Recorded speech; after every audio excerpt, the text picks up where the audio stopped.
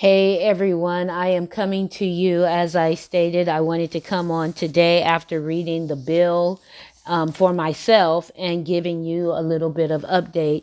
Um, so we know that there is a CARES Act 2.0. I made reference to it in one of my earlier videos and said that they had started actually on April 13th. A bill was presented to the House of Representatives, so it's going through the motions. And kind of let me tell you what happens to a bill. Um, Obviously, one of the senators gets with a group of people, maybe a task force or a committee, and they come up with a bill. When they think that they have a something that is substantial and something that could possibly be a doable thing, they then take it to the House of Representatives. Step one, the House of Representatives then looks it over, adds to, takes from, adjusts whatever needs to be done so they can get it passed. And then they take a vote on it. They take a vote on it. When they vote on it, what normally happens is that it will then go to the Senate. And when the Senate gets it, then they will go through their process of looking at it, adding to, taking from, scrutinizing. The House, the Senate, the House of the Senate, or however you call them, whatever they're called, they tend to be a little bit more stringent than the House of Representatives. But if for some reason it gets, it gets passed in the Senate, just like this last bill. It went to the House of Representatives. Nancy Pelosi made a plea to the Senate to kind of get it through, said it's not perfect. There's still some things that need to be worked out, but the people need the money, so let's get them the money. And so the Senate went ahead and approved it. And then the next step is it then goes to the desk of the president, and the president will sign it into executive order. He will either veto it, which means that it gets kicked back to the Senate and they have to then take another vote. And if they vote and 2/3 of the Senate votes, that it should go through as is, then they can override the veto of the president and it becomes a law and then it's enacted. If the president doesn't see anything wrong with it and he likes the bill and he signs off on it, great. Just like we saw with the last CARES Act, the economic impact payment, people are getting that. Whether you're still waiting for it, it's going to come. And there are things, because they are learning from this process, so there are things that they are putting in place. I'm sure that if this next round gets approved, that things should go a little bit smoother. But again, it is not set in stone. So what is the bill that was presented on April 13th and is in the House of Representatives now? As far as I know, today is April 20th, and I have not heard that it has been passed by the House of Representatives. And so it is still in negotiation. So nothing is set in stone. If you're watching this, I need you to type that below. Nothing is set in stone, okay? This is a proposed bill. It does not become effective until it's a law. If you don't know the process of that, then you need to go watch Schoolhouse Rock and watch I'm Just a Bill, I'm Just a Bill, and I'm sitting here on Capitol Hill. And then you'll get you'll get the understanding of what a bill has to go through to become a law, okay? So, and I kind of gave you a brief heading, and I started off with that because I want you to know that this is proposed. This is proposed. Proposed. It's kind of like the man got on his knee, ladies. The man got on his knee, or the significant other got on the knee and said, baby, will you marry me? And you said, yes, I will. Oh, God. But you're not married yet. You're engaged. He gave you a proposal. Now, if if something go wrong, you can take that ring off, give it back to him. You're still not married to him, okay? So marriage is the law. When you get married and you say, I do, that's the law. Things change after that. Before that, you're still single. You don't like what's going on, you can get out, okay? There's no signatures needed. There's no, just give the ring back, okay? And if he don't put a ring on it, y'all know what Beyonce said. If you like it, you should have put a ring on it, okay? So here we go. So this will be enacted by the Senate and the House of Representatives of the United States of America in Congress assembled.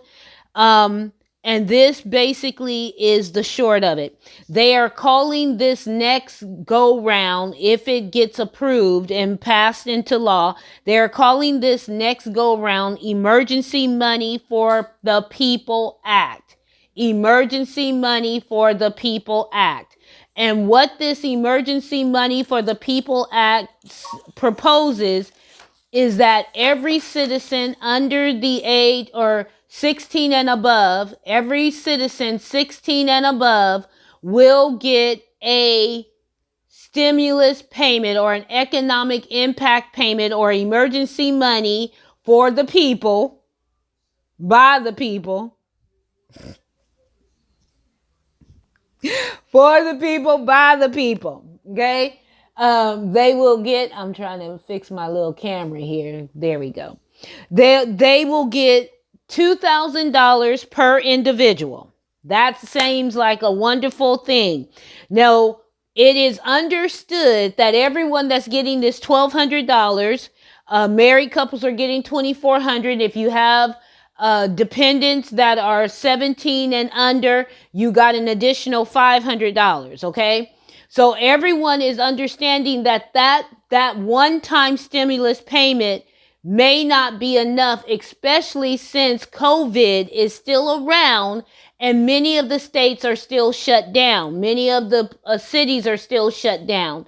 And so they are recognizing, with the unemployment being as high as it is, that a lot of people are going to need help, or they're going to lose their housing, they're going to lose their cars, they're going to lose all of this.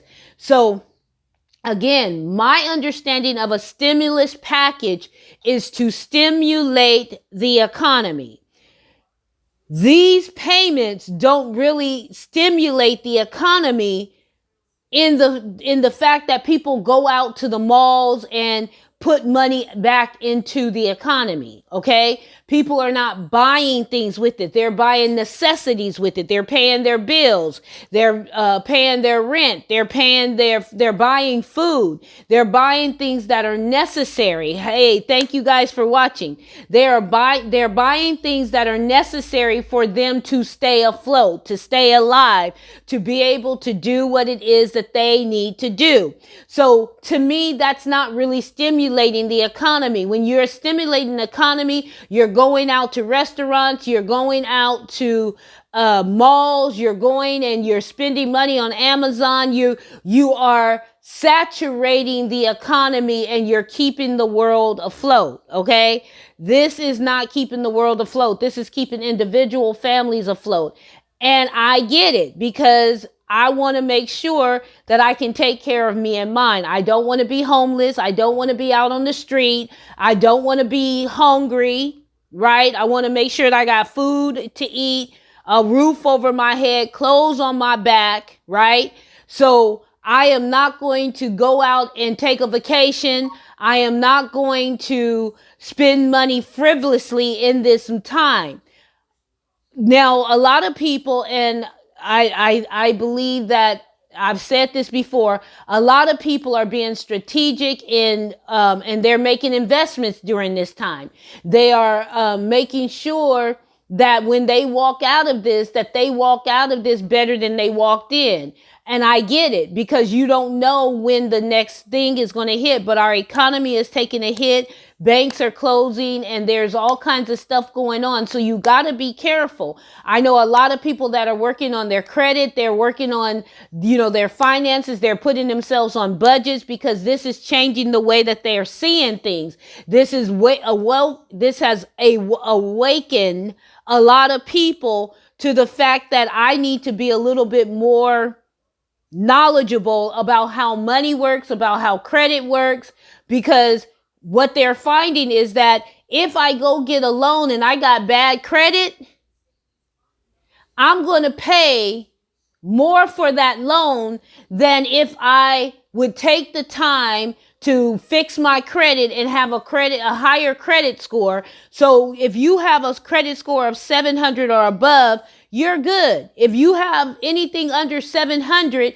you are up to pay more money in interest than you would if you had a good credit score, which is costing you more money. It means it's more money out of your pocket, it's more money out of your family. That's money taken off the table. That's money taken off your back. That's money taken off your feet, because that could have been money that you were spending on shoes, clothes, food. You understand what I'm trying to say? So think about this. You got to think about it strategically, and don't wait for the government to get you in a place where you are hoping that they're going to bail you out. Because again, this money isn't going to last forever. And what I'm about to tell you, the proposal may not even be what it is at the end of the day, right? What gets passed into law may not be this initial proposal. So they are trying to give each individual $2,000, $4,000 if you're married, filing joint. And again, they're going to follow if you have a dependent under the age of 17. They're going to give you $500 for each qualified dependent, up to 3 dependents. Okay. So this bill is going to be a little bit more flexible than the bill that they passed for the economic impact payment, because again, that only went to, you had to be a U.S. citizen. You had to have either filed your taxes for 2018 or 2019 or 2019. You had to be getting Social Security, a veteran, and all of that.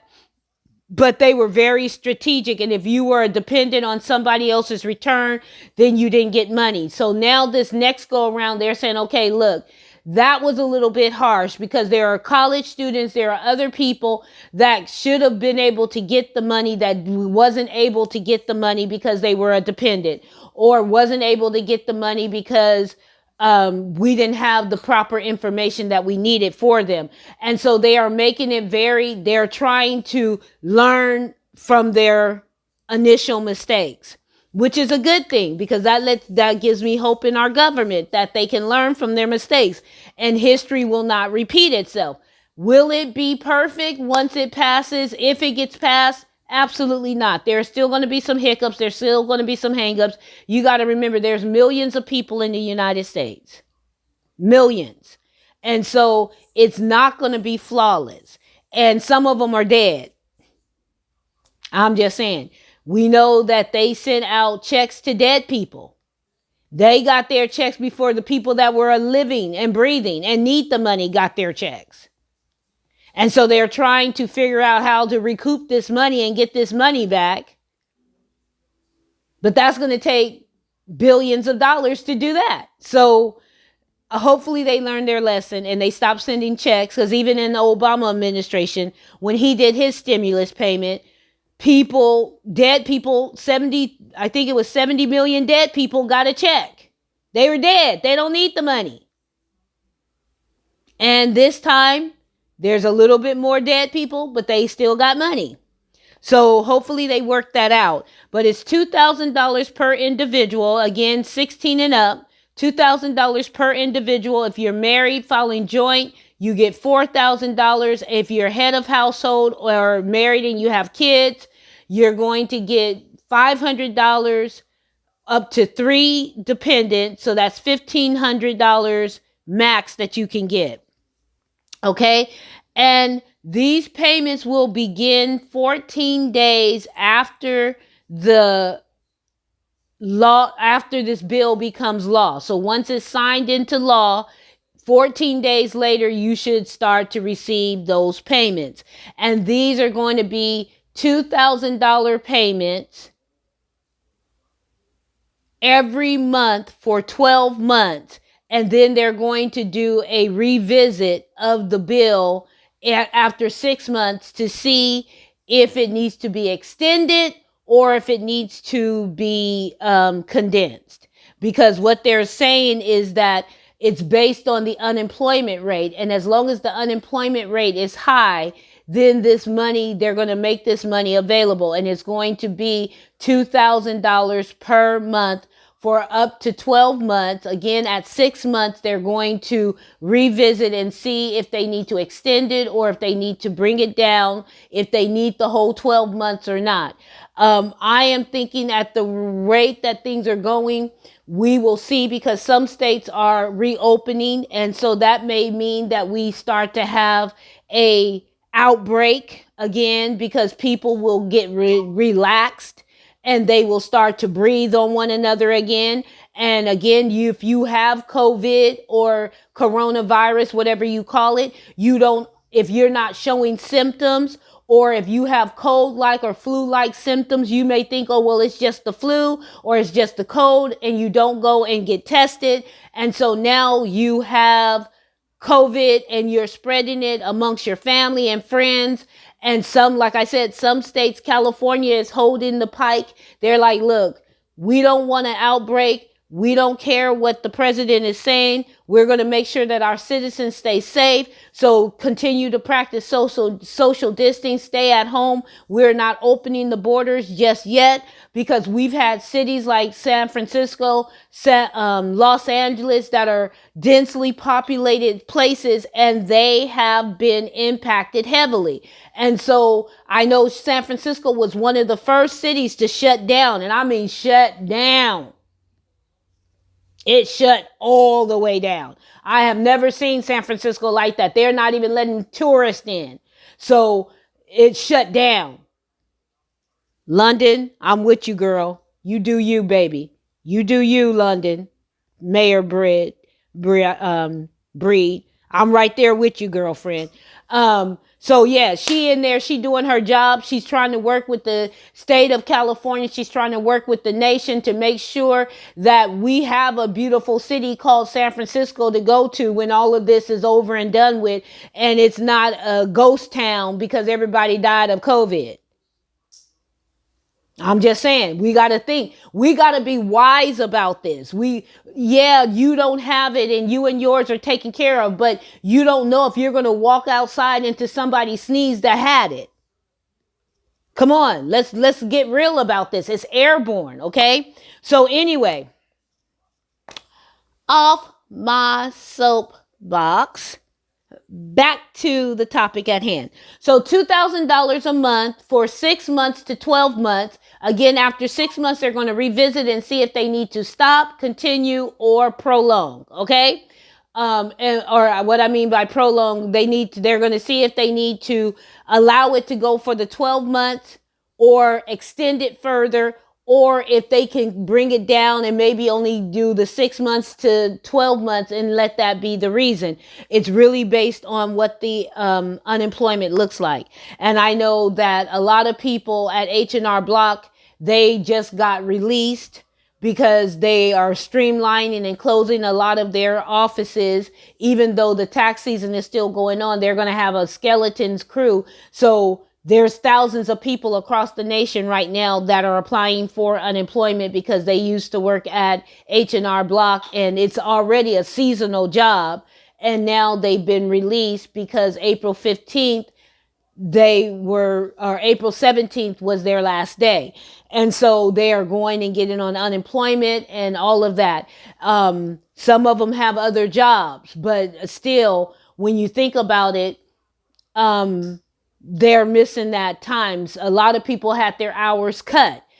So this is affecting everybody. It's affecting everybody. And so the world and the nation is understanding this, and we're not the only country doing stuff like this. Our neighbor up north, Canada is doing it. I believe Mexico is doing it. I know I have friends in London. They got a stimulus package.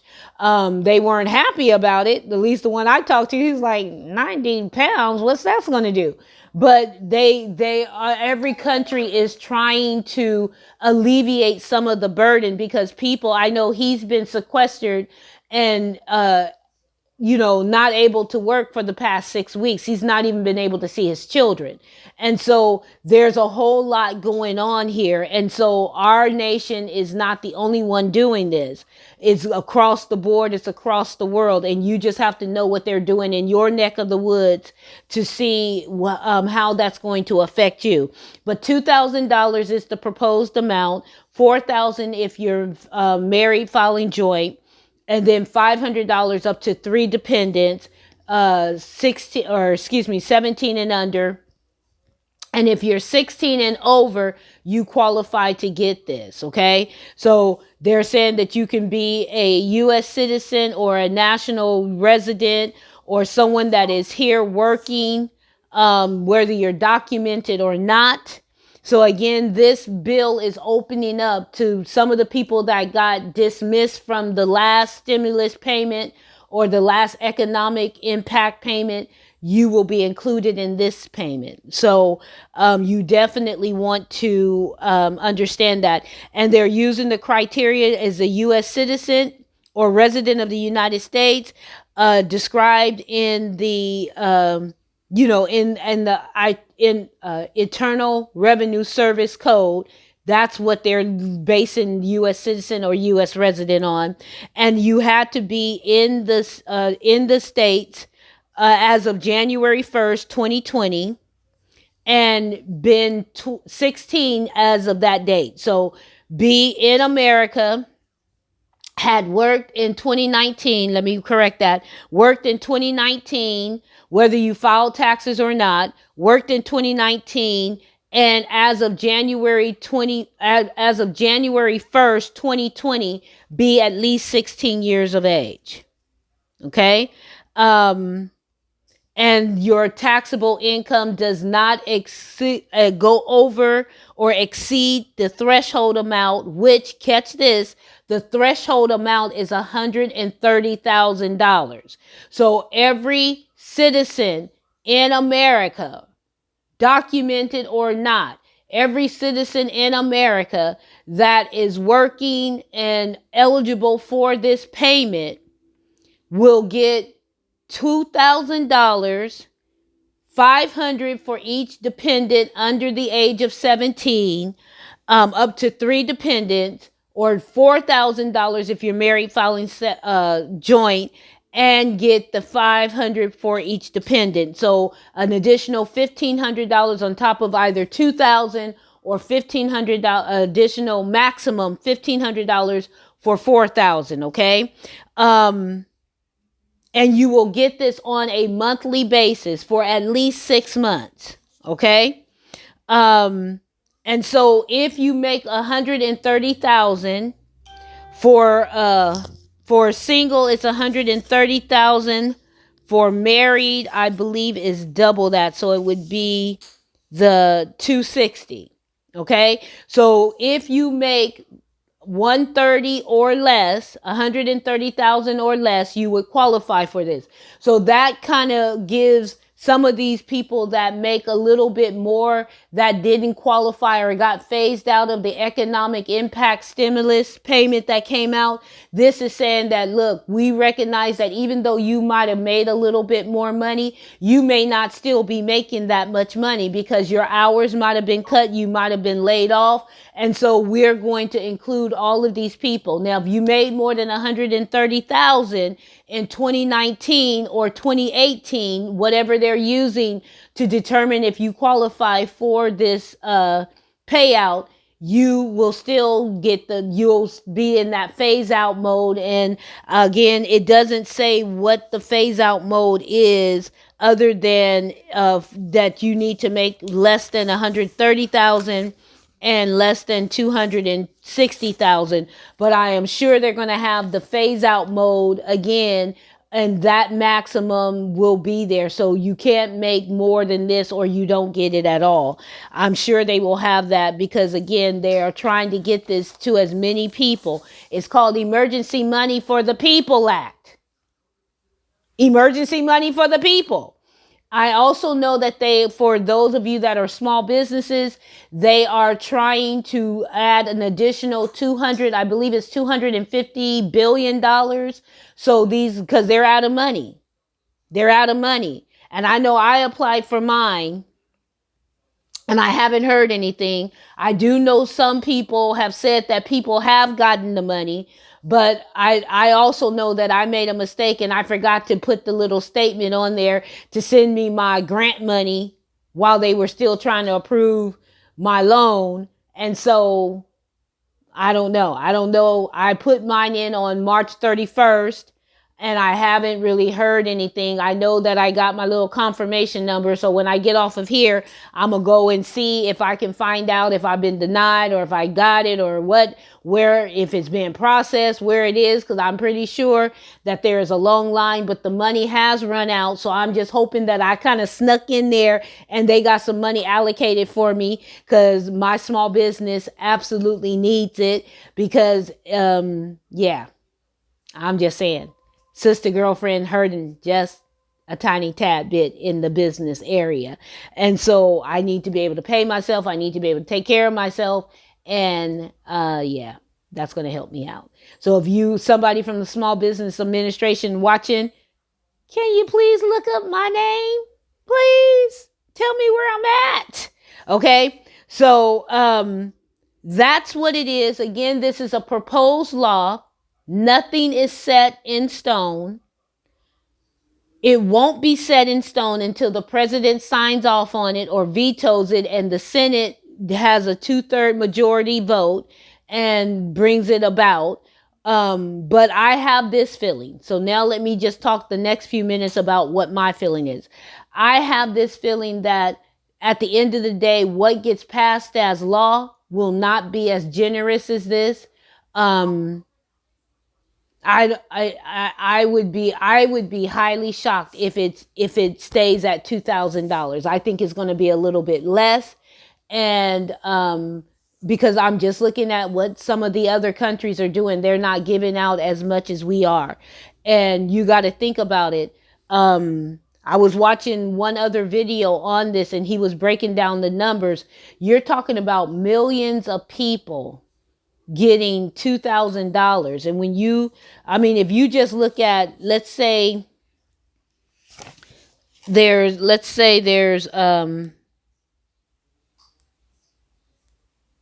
I don't know, let's say there's like 3 million people that make under $130,000. I'm trying to pull up my calculator here. So again, doing this off the cuff is not something I had planned to do.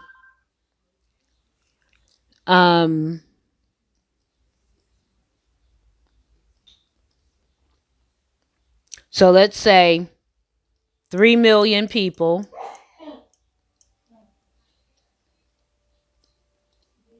And I'm pretty sure my numbers are not accurate. So I'm just taking just a stab in the dark here. 3 million people times $2,000. That is $6 billion. $6 trillion.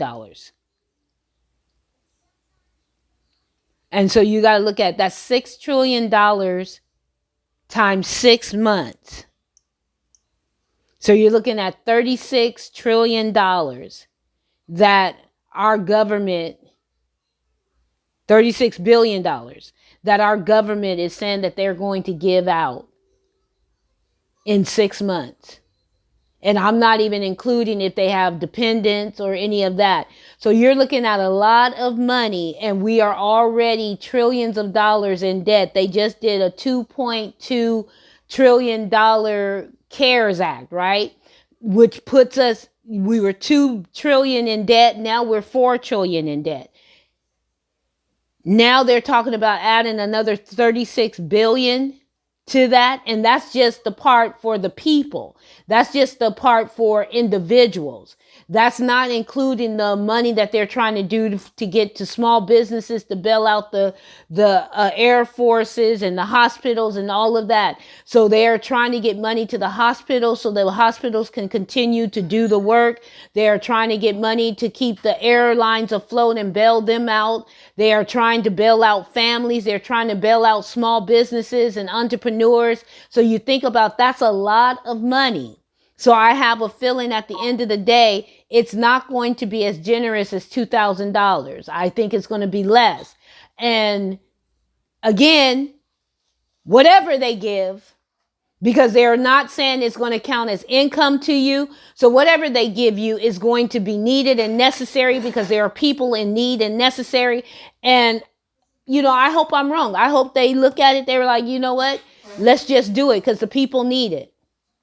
And when they get back on their feet, they'll go out and buy cars. They'll go out and buy houses. They'll go out and buy clothes. They'll go out and spend money and go on vacations, and we'll be able to get and rebound. But I just kind of think that this is, you know, we're going to have to look at this, and we're really going to have to be careful. And those of you that are not taking inventory of your money, of your budget, and learning how to make credit work for you, and learning how to make a budget work for you, and learning how to take the necessary steps so that you don't fall into desolation and isolation and destitute. You need to make sure that you are taking care of you, because again, at the end of the day, you never want to be in a position where you have to wait on the government to bail you out, because again, this may not even get passed. And then what? Right? Then what? So that's all I had for you. I just wanted to come on because I know a lot of you might have been hearing from that, and you're like, well, where my girl Linda at? What's she talking? What's she saying? So now you know what I'm talking and what I'm saying. As it develops, I will bring it back to you. And again, like I said, for those of you on my tax tip line, for those of you on YouTube, please like and share the video. If you're on my tax tip line, like the page so you can make sure that you get the notifications when I go live. If you're on the YouTube, like and subscribe so you can get the notifications of when I go live or when I post another video, so you guys will know it. I'm trying to be a little bit more proactive and a little bit more available to you. So if you have questions, type them in below and I will get back to you. I will bring you answers, because I'm the chick that will research it. And if I don't know it, I'll research it and I will definitely get back to you. And I like to bring the information. I like to make sure that you have the information. So whether you're in the state of California or a different state, I can do taxes in all 50 states, in all territories, all U.S. territories. So you can ask me the question. I may not know the answer readily on my brain, but like I said, I will research and get back to you. Again, thank you so much. I appreciate you watching. Those of you that popped in, popped out, those of you that are looking at this, hopefully this information has been beneficial to you. I'm going to leave the link to the bill as it sits. I'll leave the link on both the Facebook page and the YouTube page. So if you want to read the bill for yourself, you'll be able to read the bill, because I like to read for myself. Even though I get information from different sources, I like to read for myself. I want to read your source. I want to read where you got your information so I can make my own conclusions. And that's what I hope that you will do. Even though I'm bringing this information to you, I hope that you will research it so that you will be able to benefit from everything that's coming about. So again, thank you so much. I am Linda, a senior tax analyst, and I am here to give you the answers that you need so you can win in your taxes every tax year. My goal is to get you to that break even or get a little bit of refund back, right? It's never to owe the IRS, because the tax code works for you. The state tax code works on your behalf, and you just got to know how to utilize it. So thanks again. Talk to you soon. Bye-bye.